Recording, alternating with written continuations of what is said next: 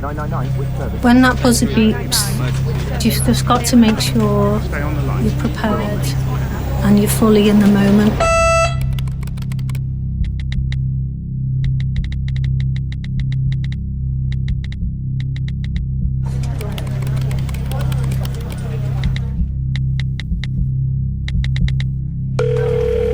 This is Relay UK with an emergency SMS message. Is the caller injured or hurt?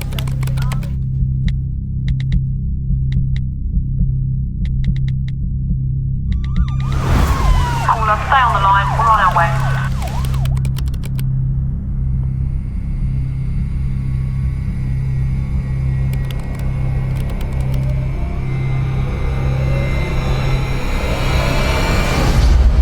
Officers are now on the scene.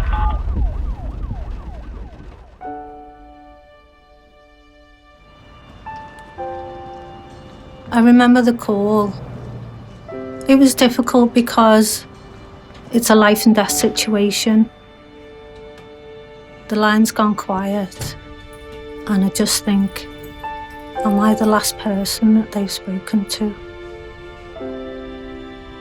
I've been a Relay UK operator for 21 years now, helping the deaf, speech impaired and hard of hearing people make emergency calls. When we were little, my dad taught us all the deaf alphabet. I think he must have had a deaf friend growing up because he was a big advocate for the deaf community. As soon as I saw that job come up, I knew I wanted to work there. I was desperate for that job. It's people's lives in seconds. It's a big responsibility. We take hundreds of calls every day, and I am proud to say that me and my colleagues help hundreds of strangers.